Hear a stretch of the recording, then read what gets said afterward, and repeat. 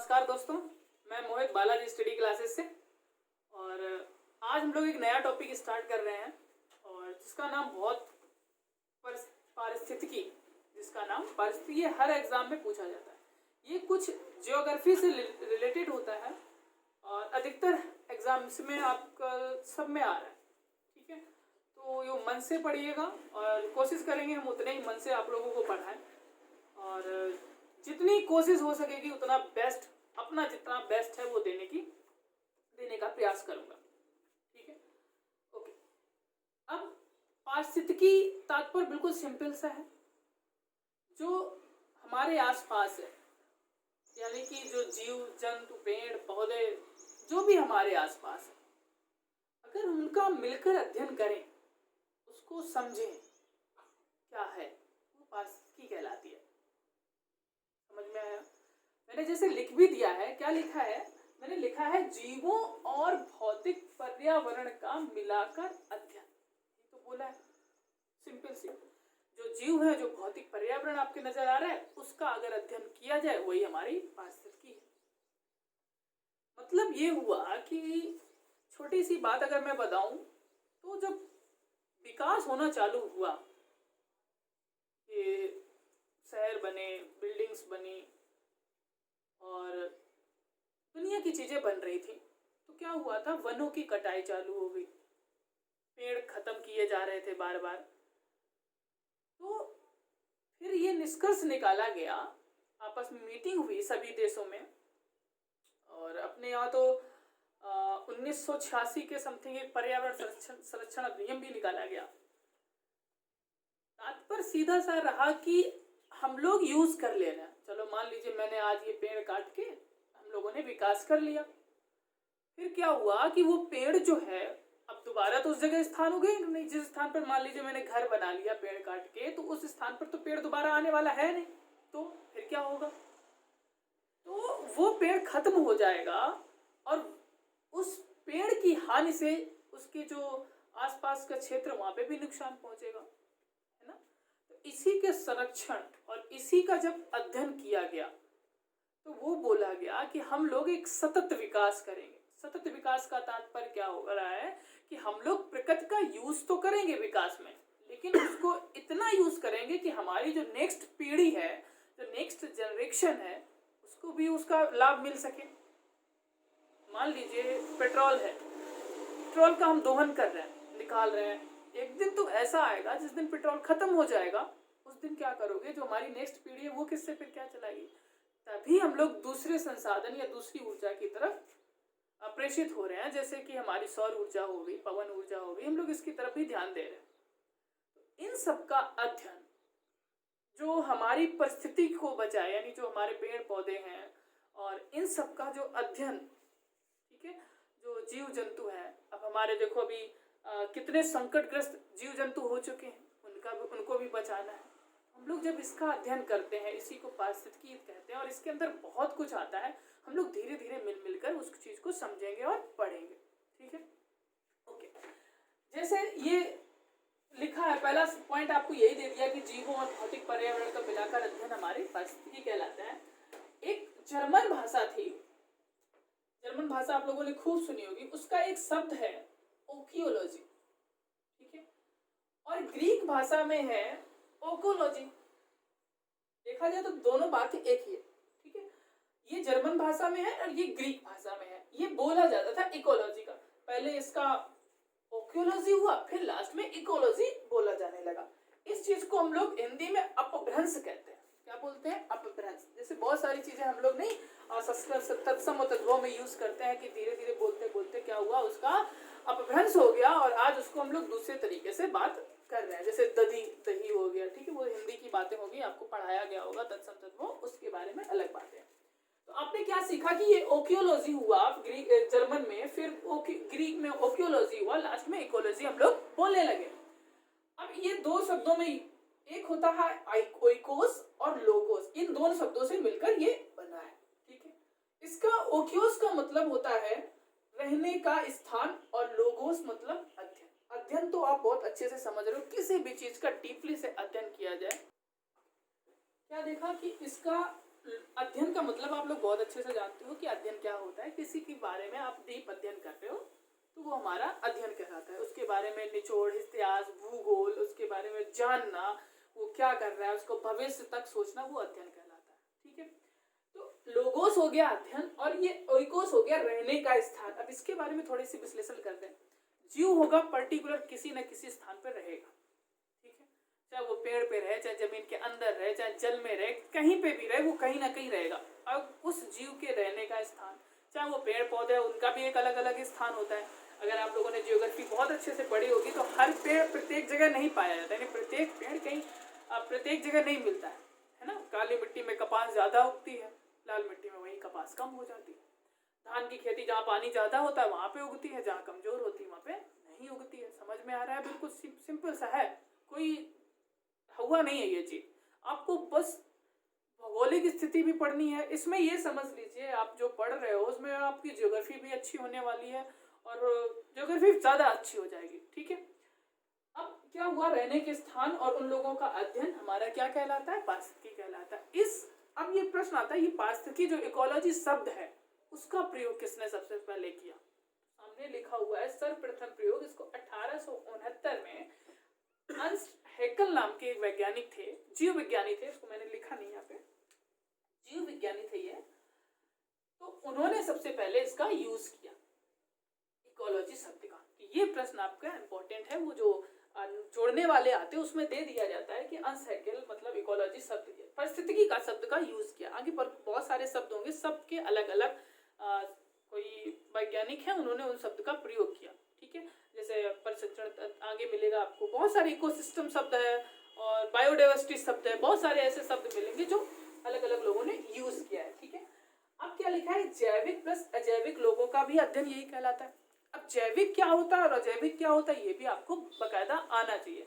ठीक है, जैविक और अजैविक इनके बारे में हम लोग आप लोग बड़े अच्छे से समझ रहे होगे, जैविक और अजैविक। ठीक है, जो गल जाए जैविक होता है, जो नहीं गल पा रहे हैं वो अजैविक होता है, ये साइंस की लैंग्वेज कहती है। ठीक है, अब हम लोग क्या पढ़ेंगे, इसके आगे की बात करते हैं। ठीक है बेटा, ओके बेटा। ठीक है, अब हम लोग कुछ वाक्य लिखे हैं, इनको आप समझने का प्रयास करिए। हो सकता है कभी मिलान ऐसे वाले आप लोग पढ़े होंगे कि यहाँ पे 4 ऑप्शन देते हैं और 4 इस तरफ देते हैं। ठीक है, फिर उनको मिलाना होता है, किस वाक्य में किसने कहा, ऐसा कुछ करके। ठीक है, इस टाइप के आप लोगों ने प्रश्नों को देखा होगा, मैं उसी के हिसाब से प्रत्येक चीज को सोच रहा हूँ निकाल के चलूं। सबसे पहले लिखा है अस्तित्व के लिए संघर्ष, डार्विन सिद्धांत। क्या बोला कि जो डार्विन थे उन्होंने एक सिद्धांत दिया था कि अस्तित्व के लिए संघर्ष, इसी को पारिस्थितिकी बोलते हैं। कैसे? अब इसका मतलब क्या हुआ, अस्तित्व मतलब होता है जो आपका अस्तित्व है उसके लिए अपने आप को निर्भर रखने के लिए अपने आप को संघर्ष करना पड़ा। जैसे चूहा है, चूहा किससे संघर्ष करता है? बिल्ली से बचाने के लिए तो संघर्ष करता है, अपने अस्तित्व की रक्षा के लिए बिल्ली से संघर्ष करता है। बिल्ली किससे संघर्ष करती है? वो कुत्ते से संघर्ष करती है। इसका मतलब क्या हुआ, एक ये तंत्र बनता चला जाता है, बनता चला जाता है और अपने अपने जो भी जीव है अपने अपने अस्तित्व की रक्षा के लिए, ठीक है, जो प्रयास कर रहा है वो उसकी पारिस्थितिकी कहलाता है। बहुत अच्छा इन्होंने डार्विन का सिद्धांत बोला था और यही हम लोग आगे चल के जो हमारा प्राथमिक उपभोक्ता, द्वितीयक उपभोक्ता, तृतीयक उपभोक्ता, उत्पादक, इस सब लेवल की बात होगी तो लगभग इन्हीं की बात चल रही होती है वहां पे, क्योंकि वो एक दूसरे पे डिपेंड होते हैं। ठीक है, ओके। फिर एक वैज्ञानिक थे अमेरिकी, फ्रेडरिक क्लीमेंट्स। क्या नाम था? फ्रेडरिक क्लीमेंट्स, और ये अमेरिकी थे। ठीक है, तो ये अमेरिकी आप लोग नोटिस रख लीजिए कि फ्रेडरिक क्लीमेंट्स जो थे वो अमेरिकी थे। कहीं कहीं आपको एफ पॉइंट करके क्लीमेंट्स लिखा मिलेगा, तो उसको भी एफ का मतलब फ्रेडरिक ही होता है। और इन्होंने सामुदायिक विज्ञान कहा। किसको? विज्ञान को। सब पारिस्थितिकी की बात हो रही है, किसने क्या कहा? तो पारिस्थितिकी विज्ञान को सामुदायिक विज्ञान किसने कहा? ये तुम्हारे फ्रेडरिक क्लीमेंट्स ने। अब इसका मतलब क्या हुआ सामुदायिक विज्ञान का? सामुदायिक मतलब कम्युनिटी। कम्युनिटी अब बिल्कुल सिंपल सा बिल्कुल समझ में आ रहे होगा, जहाँ जीव रह रहे हैं तो उनका भी एक समुदाय होगा, जहाँ पे पौधे हैं तो उनका भी समुदाय होगा। तो प्रत्येक कोई किसी न किसी समुदाय में तो रह रहे होंगे ना, तो उसी समुदाय का विज्ञान की सिंपल डेफिनेशन होती है किसी भी विषय का अध्ययन विज्ञान कहलाता है। ठीक है, तो हम लोग जब समुदाय का अध्ययन कर रहे हैं तो उसका विज्ञान जोड़ दिया, तो ये हो गया समुदाय विज्ञान। तो किसने कहा? Frederick Clements. याद हो गया होगा, बिल्कुल सिंपल सा है।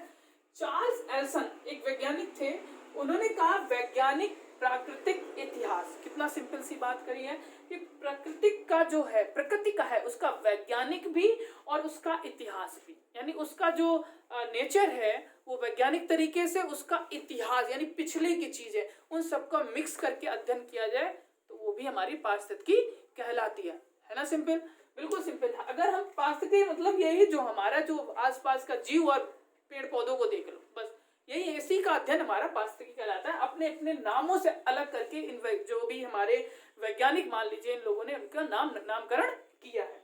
फिर मैंने लिखा, इन्होंने क्या बोला था? पर्यावरण के संदर्भ में जीवों का अध्ययन, एक इन्होंने बोला। फिर जीवों के विकासीय दीप का अध्ययन, बिल्कुल सिंपल सा है। पर्यावरण के हिसाब से जीवों का अगर हम लोग अध्ययन कर रहे हैं, इन्होंने इसका एक नाम दिया। और दूसरा क्या बोल दिया कि जो जीव है वो विकास किस तरीके से कर रहा है, ठीक है, उसके बारे में अध्ययन। विकास का मतलब बिल्कुल सिंपल सा है कि जीव पैदा हुआ या जन्म से पहले, उसके बाद वो कैसे ग्रो हुआ, उसके भौतिक पर्यावरण कैसा रहा, और अंत में वो कैसे अपने आप की बॉडी एक्सपायर होके चला गया। तो उसके बीच में जो विकास है उसका अध्ययन हमारी ये पारिस्थितिकी इन्होंने बोला गया है। ठीक है बेटा, अब मिलते हैं नेक्स्ट चैप्टर की तरफ। फिर ऐसे में आपके एक नेक्स्ट वो वैज्ञानिक आए, फ्रेस डार्लिंग। नाम तो बड़ा अजीब लग रहा है, लेकिन नाम बेटा है तो है, पढ़ना पड़ेगा। इन्होंने क्या कहा? इन्होंने बड़ा अच्छी बात कही। क्या बोला कि पारिस्थितिक समस्त पर्यावरण के संदर्भ में जीवों का तथा उनके आपसी अंतर संबंधों का विज्ञान।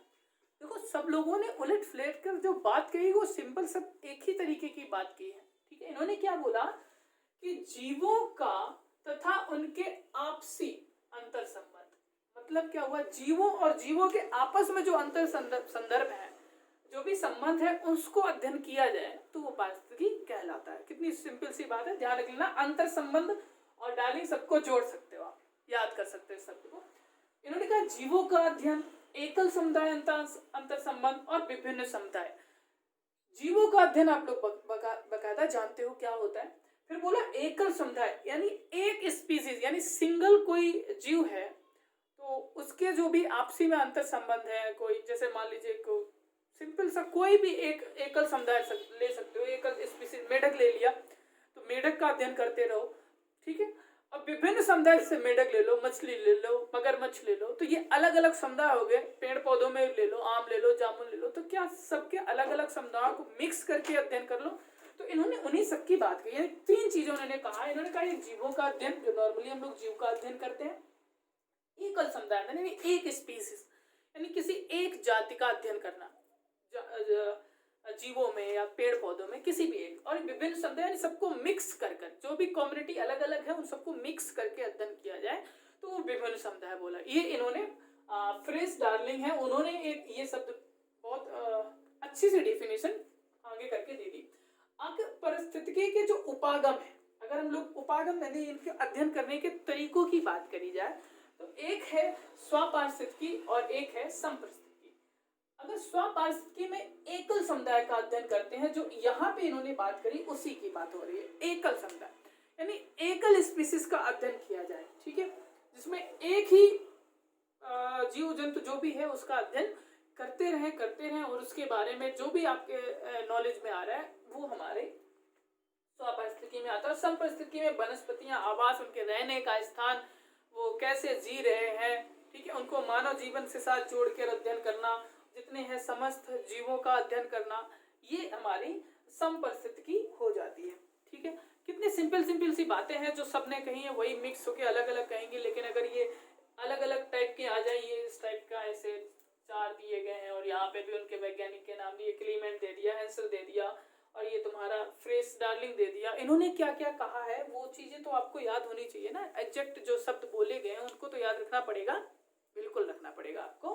तो अब जो बोला गया है ये आपके दिमाग में होना चाहिए और परिस्थितिकी बहुत सिंपल है और आपको समझते पढ़ते रहना चाहिए। ठीक है, अब देखते हैं आप देखो बेटा, उसका जो हम लोग अध्ययन कर रहे थे उन्होंने उस क्या नाम था उस चीज का, जो हमारी पारिस्थितिकी थी उसको हम लोगों ने कुछ भागों में बांटा है। ठीक है, अब उनको ये मैंने भाग लिख दिए हैं। ए बायोम पारिस्थितिकी, फिर बी संख्या पारिस्थितिकी, सी जो हमारी समुदाय इकोलॉजी, डी पारिस्थितिकी तंत्र, फिर ई संरक्षण पारिस्थितिकी, मैंग्रोव पारिस्थितिकी, मानव पारिस्थितिकी और जंतु पारिस्थितिकी और निवास क्षेत्र पारिस्थितिकी। बेटा इनके नाम से इनकी डेफिनेशन और इनके बारे में क्लियर हो रहा है। ठीक है, सबसे पहले है बायोम पारिस्थितिकी। बायोम पारिस्थितिकी में क्या कह रहा है कि किसी खास क्षेत्र में जो उसकी समान जलवायु है वहां के हिसाब से जो भी पेड़ पौधा उग रहा है, जो भी जीव जंतु पनप रहा है, उसके बारे में अध्ययन किया जाए। ठीक है, उसको हम लोग बायोम पारिस्थितिकी कहते हैं। ठीक है, बाकी डेफिनेशन बहुत बड़ी बड़ी हो जाती है, लेकिन आप लोग समझना चाहो तो किसी भी स्थान को एक जलवायु के हिसाब से, कोई भी विशाल क्षेत्र है उसके जलवायु के हिसाब से जो वहां पे जो वनस्पतियां या जीव जंतु पनप रहे हैं उनका अध्ययन हमारा बायोम पारिस्थितिकी कहलाता है। दूसरा क्या कह रहा है, संख्या पारिस्थितिकी। संख्या में क्या होता है, इसके अंदर एक जाति के जीवों के मध्य, एक जाति है उनके जीवों के मध्य जो पारस्परिक संबंध है उसके बारे में अध्ययन हमारा संख्या पारिस्थितिकी कहलाता है। फिर आपका है समुदाय पारिस्थितिकी। इसके बारे में आप लोग पीछे पढ़ चुके हो। क्या होता है, जो विभिन्न जातियां हैं, पौधे, पेड़ पौधे, जीव जंतु, उनके बारे में अध्ययन हमारा समुदाय पारिस्थितिकी कहलाता है। फिर क्या है, पारिस्थितिकी तंत्र। इसके बारे में तो बेटा बहुत पढ़ना पड़ेगा, है ना। इकोसिस्टम, यही हमारी मेन जो पॉइंट है, यही है, आपको यही पढ़ना है कि यही इसका जो पारिस्थितिकी तंत्र है इसी को ज्यादा फोकस करके पढ़ेंगे और इसी के प्रश्न ज्यादातर पूछे जाते हैं। ठीक है, क्या होता है इसके अंदर, इसके अंदर क्या होता है, किसी क्षेत्र विशेष समस्त जीव जातियों के सूक्ष्म में वही चीज है जो हम लोग बहुत पहले पढ़ चुके थे, जो जीव है और उनकी भौतिक पर्यावरण है उनके बारे में जो भी है वो कैसे जी रहे हैं। उसी के अंदर डार्विन का सिद्धांत भी शामिल हो जाएगा कि अपने अस्तित्व के लिए संघर्ष, वही हमारा, उसी के बारे में जो अध्ययन करेंगे वही हमारा पारिस्थितिकी तंत्र कहलाएगा या इकोसिस्टम। बहुत अच्छा टॉपिक है और इसी के बारे में ज्यादा पूछा जाता है, तो ध्यान रखना इस चीज को। इसके बाद आ रहा है संरक्षण पारिस्थितिकी। इसका मतलब क्या हुआ कि जब मैंने स्टार्टिंग में आपको बताया था कि जब हमारा विकास हो रहा था तो विकास में क्या हो रहा था, वनों को काटा जा रहा था और जंगलों को जलाया जा रहा था, कुछ भी करके हमारे प्रकृति को नुकसान पहुंचाया जा रहा था। तो प्रकृति को जब नुकसान पहुंचाया जा रहा था तो इसको कैसे संरक्षण किया जाए और इसको कैसे समझा जाए, इसको कैसे सुधारा जाए, इसको कैसे बढ़ाया जाए, तो इसके बारे में अगर हम अध्ययन करके और उसकी जो हानि लाभ दोनों चीजों को देख सुनकर, और फिर हम लोगों ने क्या किया कि वनों को संरक्षित करने लगे। जैसे आप लोगों ने जो असम में है मानस नेशनल पार्क, इस टाइप के ऐसे मध्य प्रदेश में बहुत सारे हैं। उत्तर प्रदेश में हमारा पहले एक जिम कार्बेट जो उत्तराखंड में हो गया है, उसका नाम पहले हैली था। उस टाइप के हम लोगों ने क्या किया कि एक निश्चित स्थान किया और यहाँ पे ये पेड़ पौधे हैं, इस पे यहाँ पे जो भी नुकसान है यहाँ पे नहीं पहुंचाया जाएगा, इसको बोलने लगे संरक्षण पारिस्थितिकी। यानी क्या किया कि वहाँ पे जीवों का संरक्षण किया, ठीक है, वहाँ पे पेड़ पौधों को संरक्षण किया। एक निश्चित स्थान पर जिस जीव की या जिस पेड़ पौधे की मात्रा ज्यादा थी उसको एक कंजर्वेट करके यानी इकट्ठा करके और उनका संरक्षण करने लगे। ठीक है, ऐसे घड़ियाल का संरक्षण किया गया, हाथी का संरक्षण किया गया, है ना। अपने यहाँ तो बहुत सारे हैं, हाथी परियोजना लाई गई, बहुत सारे आगे चल के आपको सबको मिलता रहेगा, मैं केवल उदाहरण दे रहा हूँ। तो मध्य प्रदेश में बहुत सारे हैं, Pench national park, Kanha national park, है ना। अपने उत्तर प्रदेश में एक दुधवा नेशनल पार्क है। इस टाइप के हमारे जितने भी भारत में है लगभग 28 राज्य और कुछ केंद्र शासित प्रदेश है, इनमें जो भी जहाँ पे भी है इनके बारे में आपको पढ़ाया जाएगा, विथ मैप पढ़ाया जाएगा। ठीक है, कि ये कहाँ लोकेट है वो आपको याद रखना पड़ेगा, वही प्रश्न में अधिकतर पूछे जाते हैं। ठीक है, ध्यान रखना इस चीज को कि कौन सा वन संरक्षण क्षेत्र कहाँ पे है, कौन किस जगह लोकेशन है, कौन से जिला में है, यहाँ तक कि कौन से राज्य और कौन से जिला में भी आपको फोकस करना पड़ेगा। तब आप लोग ये बड़े बड़े जो एग्जाम्स होते हैं उनको प्रश्न को उत्तर दे सकते हो। ठीक है, तो इस तरीके से ये संरक्षण किए गए।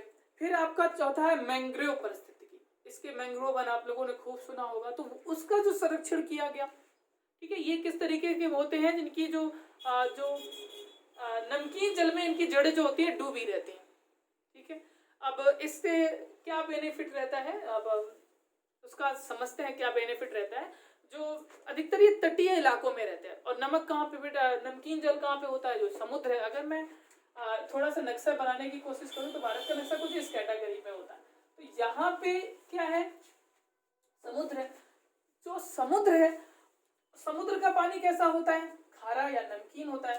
तो वहां पे जो पेड़ पौधे होते हैं वो इनकी जो जड़ होती है वो हमेशा इसमें डूबी रहती है, और इनकी जड़ होती है बड़ी फसावदार होती है इस कैटेगरी में।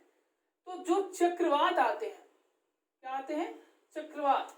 तो जब चक्रवात आएंगे तो इन जड़ों में वो चक्रवात फंसकर कुछ धीमा पड़ जाता है। तो ये क्या करते हैं, ये इसी के लिए बेनिफिट। तो हमारे लिए क्या हुआ कि इनकी भी अध्ययन करें। तो जब अध्ययन किया गया तो इतना बेनिफिट मिला इससे, तो इनको हम लोग संरक्षण करने लगे। समझ में आ रहा होगा, बहुत अच्छे से मतलब इस चीज को समझ पा रहे होगे कि जो पानी का प्रेशर होता है उसको कम कर देते हैं। ठीक है, फिर मानव परिस्थिति। अब मानव शब्द जुड़ गया, अब उसकी परिस्थिति यानी मानव के बारे में अध्ययन करना, उसके पर्यावरण, उसके रहन सहन और जीवन यापन जो भी कुछ है, और उसका प्रभाव कुप्रभाव सब कुछ वो मानव परिस्थिति में आता है ना, सिंपल। फिर क्या, जंतु परिस्थिति। अब मानव अगर आपको आ जाए तो जंतु में क्या दिक्कत है ना, मानव और जंतु को तो कोरिलेट होता है। तो जंतु परिस्थिति क्या हो गई, मानव में मानव की हो गया, जंतु में जंतुओं का हो गया। फिर आगे निवास क्षेत्र परिस्थिति की। बेटा जब निवास की बात हो रही है तो मानव जहाँ रहता है, जंतु जहाँ रहता है, उन्हीं के बारे में अध्ययन मानव निवास क्षेत्र परिस्थिति कहलाएगी। जो पेड़ पौधे जहाँ पे रहते हैं, खत्म। एक एक चीज के बारे में आपको पता चल गया। बस हमें यही आशा करते थे कि आपको ये सब पता चल जाए, और बस ठीक है, इतना बहुत है। ठीक है, फिर अब नेक्स्ट जो है इसका, उसके बारे में बात करते हैं। ठीक है बेटा, तो नेक्स्ट है, क्या लिखा है, जैव वानिकी, बायोनॉमिक्स। क्या इसका मतलब है, यह पारिस्थितिकी का पर्याय है, यानी कि ये पारिस्थितिकी से ही रिलेट कर रहा है, यानी उसके जैसा ही है। यह प्राकृतिक तंत्रों के मूल पर बल देता है। बेटा जहाँ पे प्राकृतिक की बात हो जाए तो समझ लो नेचर और ये सब की बातें होने लगी हैं। खुद उसमें अपने आप को भी जोड़ लिया जाता है, और अपने आप के आसपास की जो भी घटना है उन सबको ऐड करके ही प्राकृतिक की बात हो रही है। प्राकृतिक तंत्रों, यही तुम्हारे जो पेड़ पौधे, नदियां, तालाब, ये सब जो है, ये मूल्यों पर बल देता है। बिल्कुल सिंपल सा है कि इनके हमारे दैनिक जीवन में क्या मूल है, इसके बारे में जो बता रहा है। ठीक है, और वही चीज बेटा, नदियों का हमारे पास क्या प्रभाव पड़ रहा है, पेड़ों का क्या यूज है, और तुम्हारे हम लोग आपस में जो गैसेस यूज कर रहे हैं, ऑक्सीजन ले रहे हैं, कार्बन डाइऑक्साइड छोड़ रहे हैं, इनका क्या महत्व है, जो भी हमारे वातावरण में गैसेस हैं, कुल मिला के हमारे जो भौतिक पर्यावरण है उसके बारे में मूल पर बल देता है। और मानव तंत्र को जो प्रभावित होता है, ये मैंने ऐसे जल्दी में लिख दिया, मानव तंत्र को जो प्रभावित करते हैं उनके बारे में भी हम लोग इसमें अध्ययन करते हैं। मानव तंत्र को प्रभावित करने वाले जो हम लोग खुद ही काट रहे हैं, जो और दूसरों के लिए नहीं छोड़ रहे हैं, हम लोग सारा डीजल पेट्रोल जो भी है हमें यूज कर लें, पेड़ पौधे हमें यूज कर लें, अपने बच्चों को कुछ ना दें। ठीक है, तो वो सतत विकास में आ जाता है कि हम लोग उनके बारे में अध्ययन करें, किस चीज का यूज करें। अब जैसे सौर ऊर्जा है, सोलर पैनल यूज करे जा रहे हैं, तो ये किस लिए किए जा रहे हैं, क्योंकि ये ऊर्जा तो हमेशा मिलती रहेगी, सूर्य तो नष्ट होने वाला है नहीं इतनी जल्दी। ठीक है, तो वो तो ऊर्जा मिल ही जा रही, उस ऊर्जा को इकट्ठा करके और हम लोग अपने किस प्रकार से यूज कर रहे हैं उसके बारे में ज्यादा जानकारी यहाँ पे दी जाती है, और ये जो मानव तत्व को प्रभावित ना करते हो, यही होता है हमारा जैवानिकी। अब पौधों की विभिन्न प्रजातियां का अध्ययन किया जाए और उनके अनुक्रमण की सर्वमान्य जो परिभाषा है, ठीक है, इस चीज को समझिएगा। क्या बोला इन्होंने, पौधों की विभिन्न प्रजातियां। कितने पौधे होते हैं, आप तो पता कितने करोड़ स्पीसीज होंगे हमारी पृथ्वी पर, कि ये पौधा अलग है। आप लोग देखते होंगे कि ये घास में भिन्नताएं पाई जाती हैं, पेड़ों में भिन्नताएं जाती, कितने प्रकार के आप फल खाते हो, कितने प्रकार की आप सब्जियां खाते हो, कितने आप नहीं खाते हो, कितने प्रकार के फूल होते हैं, कितनी प्रकार की जड़ी बूटियां जो हिमालयों में है ना। ऐसे हिमालय जैसे बहुत सारे पहाड़ हैं, यहाँ के पेड़ पौधे अलग हैं। आप यूरोप में निकल जाइए, उनके पेड़ पौधे अलग हैं। अफ्रीका में निकल जाइए, उनके पेड़ पौधे अलग हैं। अंटार्कटिका में चले जाइए, वहाँ पे सारे पेड़ पौधे होते ही नहीं, बेचारे बर्फ में ढके रहते हैं, है ना। तो अमेरिका में निकल जाइए आप, दक्षिणी अमेरिका, उत्तरी अमेरिका, सबकी परिस्थिति क्या क्या अलग अलग है ना। सबके पेड़ पौधे अलग अलग हैं। तो विभिन्न प्रजातियों के जो अध्ययन हो रहा है, उनके अनुक्रमण की बातें कही जा रही है, वो किसने बात की कही, ये एफ क्लीमेंट ने बोला। और इसका नाम आप लोगों ने पहले भी पढ़ा था, वही मैं बोला था, फ्रेडरर क्लीमेट, ऐसे कुछ नाम था उसका, ठीक है। इन्होंने 1916 में ये बात कही, यानी पौधों की विभिन्न प्रजातियों का अनुक्रमण से अध्ययन करना ये पारिस्थितिकी कहलाती है। कब बोला? 1916 में बोला, ठीक है। तो इस तरीके से जो भी वैज्ञानिक हैं उनके भी नाम आपको याद रखने हैं, और उन्होंने क्या बोला, किस तरीके से बोला, उनके भी नाम आपको याद रखने, माइंड में बना लीजिए। और हमने आपको बताया था पहले 1986 में जो हमारा पर्यावरण संरक्षण अधिनियम निकाला गया, संवेदी क्षेत्र, संवेदी क्षेत्र में फिर मैं बता रहा हूँ जहाँ पे नष्ट हो रहे हैं जो चीजें, जैसे हमारे यहाँ बाघ नष्ट हो रहे, बाघ विलुप्त हो रहे हैं, ठीक है। ऐसे गंगा की डॉल्फिन है वो भी विलुप्त हो रही है, तो इनको संरक्षण किया जा रहा है। तो ये 1986 के आसपास इसको पर्यावरण संरक्षण अधिनियम निकाला गया। तो इसके बारे में एक अलग हमारा टॉपिक रहेगा, पूरा का पूरा विस्तृत उसमें बताया जाएगा। अब कुछ शब्द हैं बड़े प्यारे प्यारे से, एक लिखा है पिक्नोक्लाइन, एक लिखा है हेलोक्लाइन, और एक लिखा है थर्मोक्लाइन, ठीक है। और एक मैंने यहाँ पे लिखा इकोटोन, ठीक है। अब इनका मतलब क्या होता है? पिक्नोक्लाइन का मतलब है जल निकाय में जो जल है हमारा उसमें घनत्व हो ज्यादा हो, ठीक है, उसमें घनत्व की प्रवणता ज्यादा हो। अब घनत्व भी आपने समझ लिया होगा क्या होता है कि जैसे हमारा एक पानी है, पानी में जल्दी समझ में आएगा कि घनत्व क्या होता है। अब पानी का घनत्व और तेल का घनत्व, बात समझ में आई? तो घनत्व में किसका ज्यादा है? पानी का घनत्व ज्यादा है या तेल का घनत्व ज्यादा है? तेल ज्यादा गाढ़ा होता है पानी की अपेक्षा, तो कौन गाढ़ा हो गया, कौन किसका घनत्व ज्यादा हो गया? तेल का घनत्व हो गया। तो उसको क्या बोलते हैं? पिक्नोक्लाइन बोलते हैं। दूसरा नंबर क्या है? हेलोक्लाइन। हेलोक्लाइन में लवणता ज्यादा। और बेटा लवण क्या होते हैं? लवण की डेफिनेशन आपको केमिस्ट्री में बड़ी अच्छी सी समझाई है। लवण वही अम्ल क्षार मिलकर जो बनाते हैं, अम्ल क्षार की भई लड़ाई और बने लवण जल भाई भाई, ऐसा मैंने पढ़ा था। क्या पढ़ा था? अम्ल क्षार की भई लड़ाई बने लवण जल भाई भाई, लवण भी बनता है और जल भी बनता है, वही लवणता की बात हो रही है।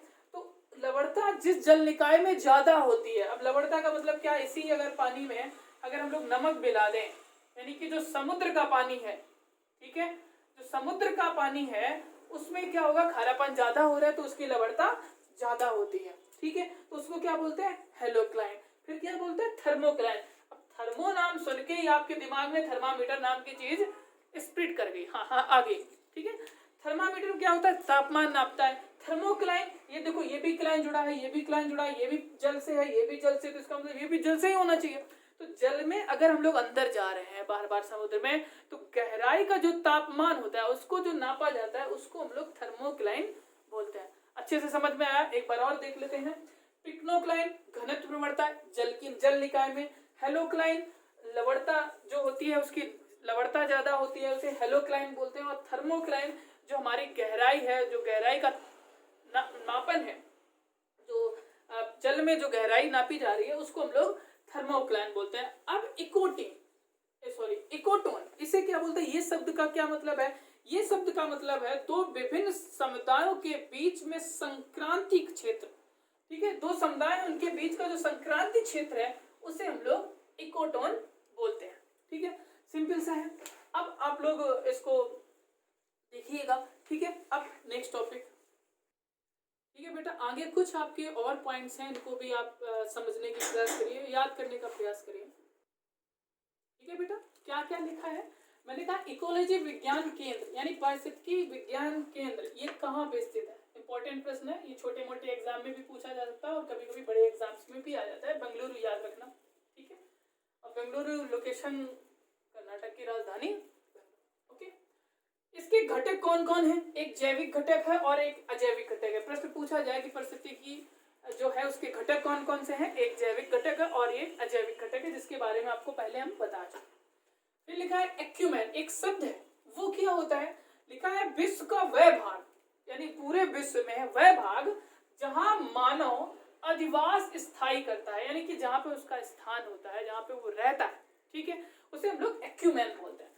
फिर लिखा है पर्यावरण के प्रतिफल तत्व क्या होते हैं, ठीक है। पर्यावरण किस पर आधारित है? जो भी आप समझ सकते हो। एक जैविक तत्व है, एक अजैविक तत्व है और दूसरा एक भौतिक तत्व भी है, ठीक है। भौतिक तत्व वही जो हम लोग आमने सामने देख रहे हैं। ये हमारे एक भौतिक तत्व हो गए, ठीक है। इस तरीके का एक प्रश्न और पूछा गया था, एक सीटेट एग्जाम था, उसमें प्रश्न पूछा गया है, उसको देखते हैं क्या है, समझिएगा। उसको लिखने में थोड़ा बड़ा लग रहा था।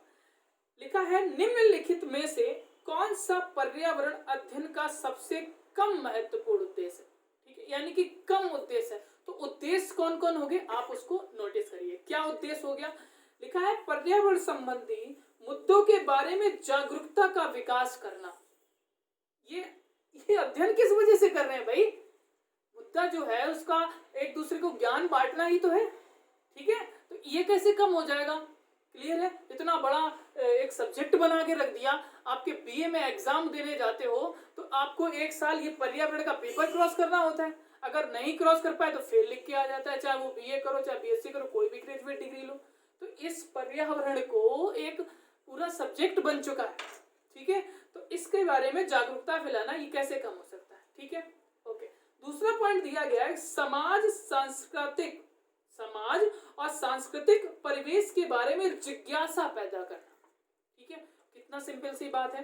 क्या कहा कि जो समाज की सांस्कृतिक है, अब जैसे समाज में हम लोग खान पियन हो रहा है, जैसे समाज में हम लोग रह रहे हैं, उसके बारे में आप एक दूसरे को बताना, ठीक है। फिर क्या लिखा है, शिक्षार्थियों में संज्ञानात्मक संवर्धन करना। जो हम आपको शिक्षा देते हैं उसके बारे में, जो एक दूसरे के बारे जो भी है इस पर्यावरण के बारे में एक दूसरे को बताना, संज्ञानात्मक विकास करना, यही मतलब हो जाता है कि उसके जागरूकता पैदा करना, ठीक है, किसके पर्यावरण के बारे में। तो क्या ये भी अच्छी नहीं है, ये भी अच्छी बात हो रही है। अब एक जो आखिरी जो सबसे कम है उसको समझिएगा, वो क्यों कम है। लिखा है, प्रत्यय स्मरण और याद करने के कौशल को अर्जित करने के लिए बच्चों को अधिकतर अवसर उपलब्ध कराना। भैया इससे हमारे पर्यावरण से क्या मतलब है भाई, बच्चा याद कर रहा है, बच्चे का मेमोरी स्पीड बढ़ा रहे हो, तो इससे पर्यावरण से क्या बेनिफिट है। तो समझ में आया कि जो प्रश्न पूछा गया है हम लोग आंसर उसी के इर्द गिर्द देते हैं, ना कि इधर चले जाओ ना कि उधर चले जाओ, ठीक है। बच्चा विकास कर रहा है तो उससे पर्यावरण से क्या लेना देना है, ठीक है। उसके बारे में अध्ययन करना, वो पर्यावरण से मतलब है। बच्चा हो रहा है, कोई जीव बढ़ रहा है, कोई पेड़ पौधा हो रहा है, उसके बारे में एक दूसरे को जो आपके पास नॉलेज है उसको आदान प्रदान कर रहे हो, वो ठीक है, वो बढ़िया बात है, वो पर्यावरण के अंदर आता है। प्रश्न समझ में आ गया होगा और आपको उत्तर भी समझ में आ गया होगा। नेक्स्ट चैप्टर बहुत अच्छा है, पारिस्थितिकी तंत्र, और इसको और इससे भी जो भी बल पड़ेगा इससे भी मेहनत तरीके से पढ़ाएंगे और मजे से पढ़िएगा, उसमें भी बहुत मजा आता है। और ज्योग्राफी जो है आपकी धीरे धीरे हम लोग उसको भी मजबूत, इसी के थ्रू मजबूत होती चली जाएगी, ठीक है बेटा। मिलते हैं फिर पारिस्थितिकी तंत्र के साथ नए वीडियो और नए उमंग और नए जोश के साथ। ओके, थैंक यू बेटा।